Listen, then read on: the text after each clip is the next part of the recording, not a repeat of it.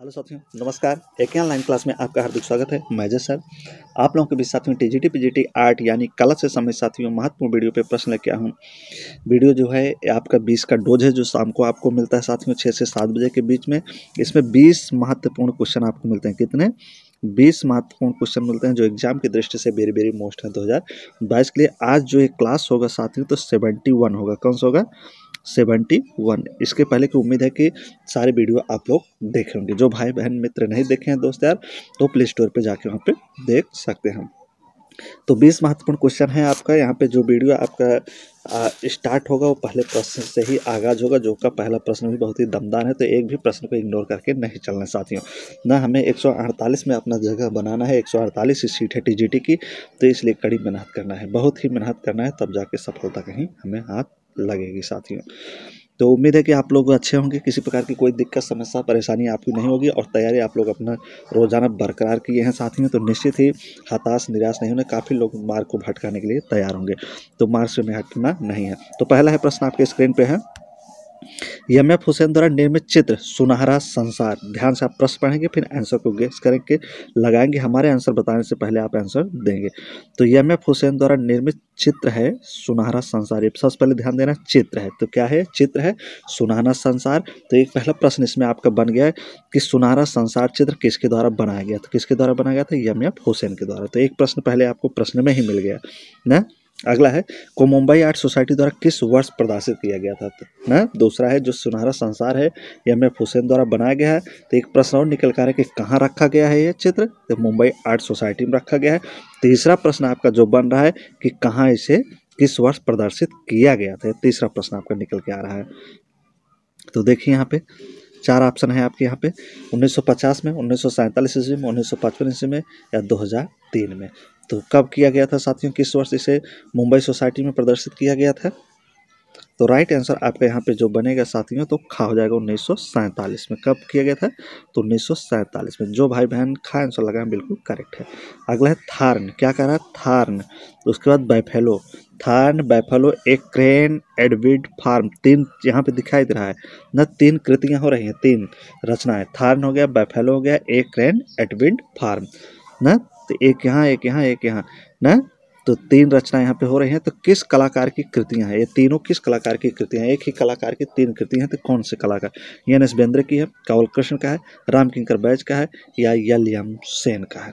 तो थार्न हो गया, बैफेलो हो गया, एक्रेन, एडविड फार्म। किस कलाकार की कृति? तो वेरी वेरी मोस्ट इंपॉर्टेंट है साथियों। तो सारे प्रश्न को आपको ध्यानपूर्वक से लर्न करना है, एक भी प्रश्न को इग्नोर नहीं करना है।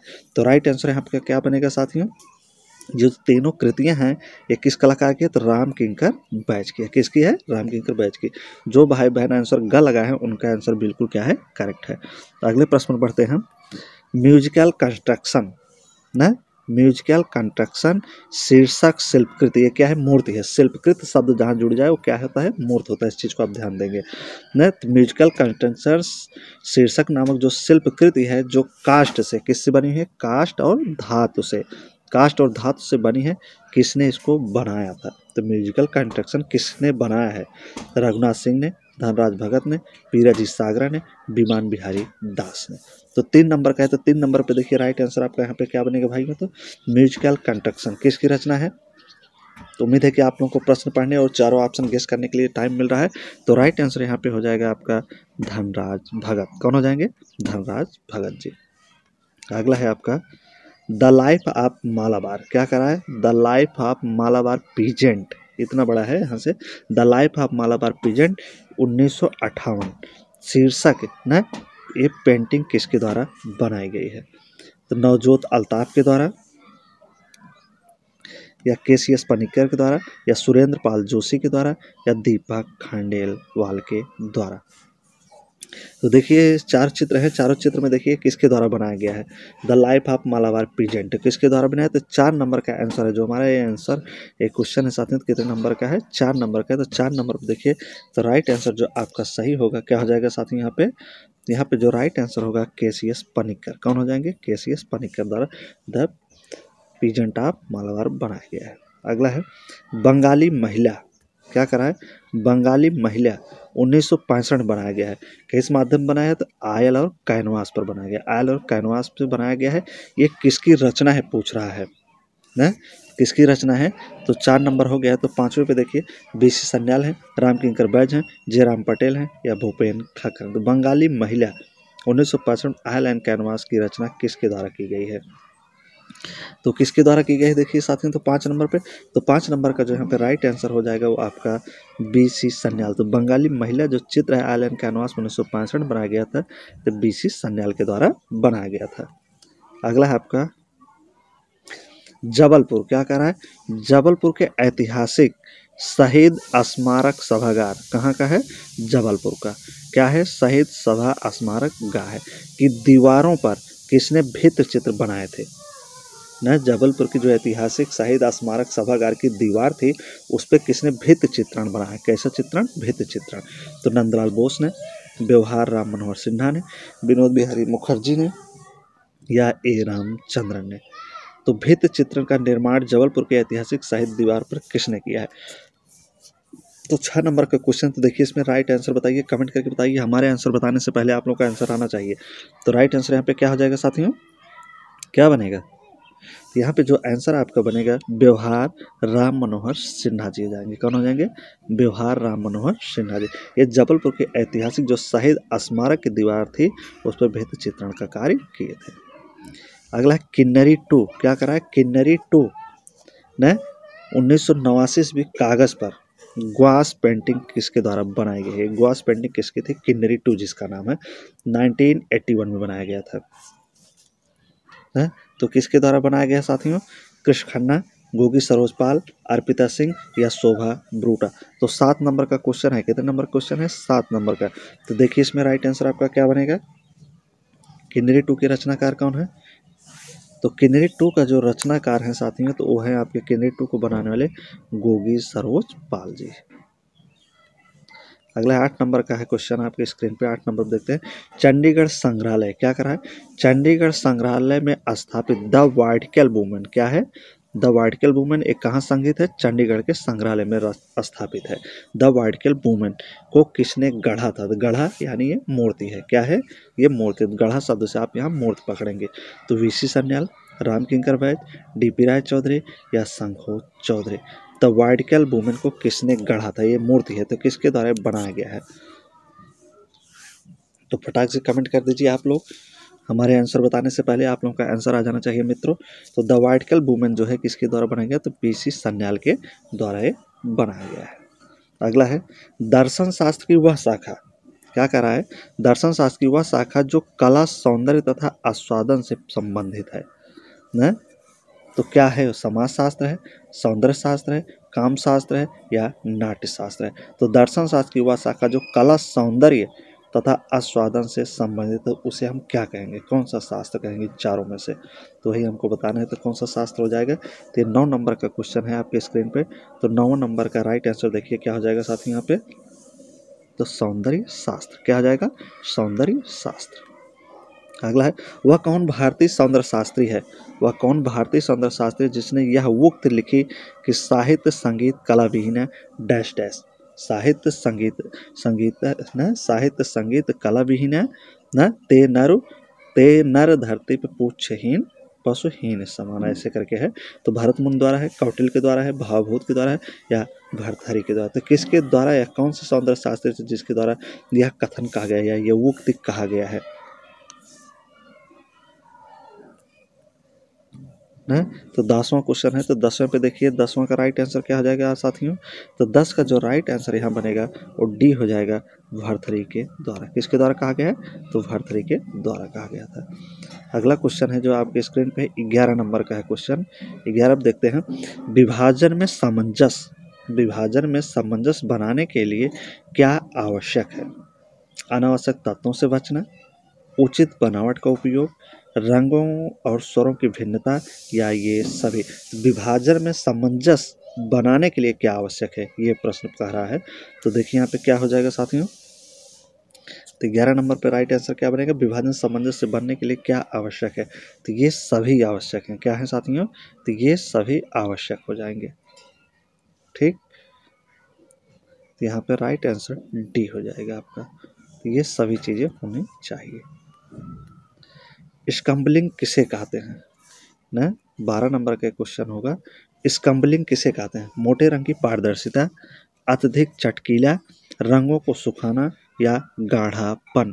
तो स्कम्बलिंग किसे कहेंगे? तो 12 नंबर पे हम लोग क्वेश्चन पे देख रहे हैं। तो स्कम्बलिंग साथियों किसे कहा जाएगा? तो देखिए इसमें चारों में से राइट आंसर आपका क्या बन रहा है? स्कम्बलिंग किसे कहेंगे? तो स्कम्बलिंग क्या आ जाएगा? तो स्कम्बलिंग जो होगा साथियों, तो मोटे रंग की जो पारदर्शिता होता है इसी को ही स्कम्बलिंग कहा जाता है। अगला है 13 नंबर के क्वेश्चन पे देखते हैं। 13 का जो है, सुकरात का जन्म स्थान है। तो सुकरात का जन्म स्थान कहाँ हुआ, यानी सुकरात कहाँ पैदा हुआ, जन्म उसका कहाँ?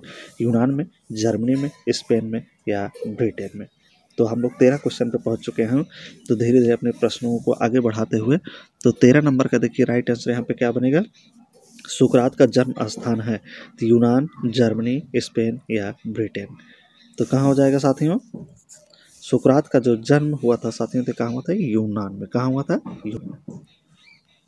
अगला है आपका कला अनुकरण है। क्या करा है? कला अनुकरण है या किसने कहा?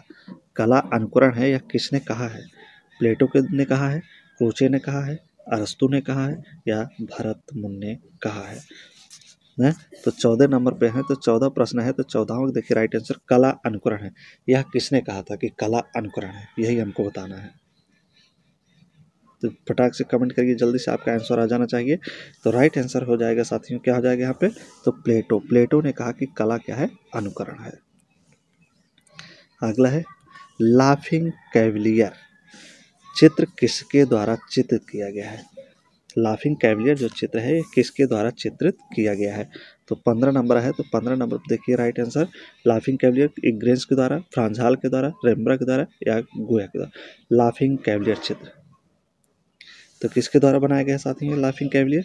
तो लाफिंग कैवलियर अगर देखा जाए तो इन चारों में से जो आपका सबसे बेस्ट और सटीक आंसर बनेगा साथियों, तो हो जाएगा आपका फ्रांज हाल के द्वारा। किसके द्वारा? फ्रांज हाल के द्वारा। अगला है आपका निम्नलिखित में से कौन 20वीं शताब्दी का महान चित्रकार था? ना इसमें पूछ रहा है कि 20वीं शताब्दी का कौन एक चित्रकार है जो महान चित्रकार की श्रेणी में से गिना जाता है और 20वीं शताब्दी का है? तो रेनवार है, पिकासो है, मीरो है या कांस्टेबल है? तो 20वीं शताब्दी का महान चित्रकार इसमें देखिए कौन हो जाएगा साथियों? तो 16 नंबर का क्वेश्चन है। 16वां क्वेश्चन देखिए आपका क्या राइट आंसर बनता है? 20वीं शताब्दी का महान चित्रकार। तो 20वीं शताब्दी का इसमें जो महान चित्रकार है वो आपके सामने हो जाएंगे पैब्लो पिकासो। कौन हो जाएंगे? Pablo Picasso. तो राइट आंसर जो भाई बहन बी लगा है उनका बिल्कुल करेक्ट आंसर है। अगले प्रश्न बढ़ते हैं। प्रस्तुतिकरण क्या करा है? प्रस्तुतिकरण किस कला आंदोलन से जुड़ा है? ये जो प्रस्तुतिकरण है साथियों, किस कला आंदोलन से इसका संबंध लगाव है? तो दादावाद से है, अभिव्यंजनावाद से है, फोटोग्राफी से है, नॉन साइट स्पेसिफिक आर्ट से है। तो प्रस्तुतिकरण क्या कह रहा है? प्रस्तुतिकरण न किस आंदोलन से जुड़ा है? तो वही आंदोलन इन चारों में है। तो उन्हीं एक आंदोलन से जुड़ा है, तो उसी को ढूंढना है कि कौन सा है आंदोलन न। तो 17 नंबर का क्वेश्चन होगा न, 17 ही है। तो 17 का देखिए राइट आंसर क्या बनेगा साथियों यहाँ पे? प्रस्तुतिकरण किस कला आंदोलन से? तो प्रस्तुति कला जो जुड़ा है साथियों, तो ये अभिव्यंजनावाद से जुड़ा है। किससे जुड़ा है? अभिव्यंजनावाद से। अगला है आपका वह प्रसिद्ध मूर्तिकार कौन था जो अपनी जली जलाई न, प्रसिद्ध मूर्तिकार है जो अपनी जली जलाई लकड़ी की मूर्ति कला बनाने के लिए जाना जाता है न। जो लकड़ी का जलांश होता है, जो लकड़ी जल जाती है उसी से क्या बनाता है? मूर्तियां बनाता है। तो मूर्तियों का निर्माण करता है। तो इन चारों में से देखिए तो कौन सा मूर्तिकार है? बलबीर सिंह कट्ट हैं, शंकु चौधरी हैं, जयराम पटेल हैं या सरवीर राय चौधरी। तो 18वां क्वेश्चन है, 18 क्वेश्चन है आपके स्क्रीन पे है। तो फटाक से इसका आंसर आप बताइए न। बलबीर सिंह कट्ट, शंकु चौधरी, जयराम पटेल या सरवीर राय चौधरी। तो चारों में कौन हो जाएगा? तो यहाँ पे चारों में देखा जाए तो जो आपका सबसे बेस्ट और सटीक आंसर बनेगा जयराम पटेल। जयराम पटेल थे जो जली जलाई लकड़ी के जलान से मूर्तियों का निर्माण करते थे। अगला एंडी वॉरहोल क्या करा? एंडी वॉरहोल किस आंदोलन से संबंधित थे ना? एंडी वॉरहोल जो थे इनका किस आंदोलन से संबंध था? चारों ऑप्शन है आपके, जर्मन एक्सप्रेशनिज्म, अमूर्त यथार्थवाद या पॉप कला से। तो एंडी वॉरहोल का संबंध इन चारों में से देखिए किससे हो जाएगा।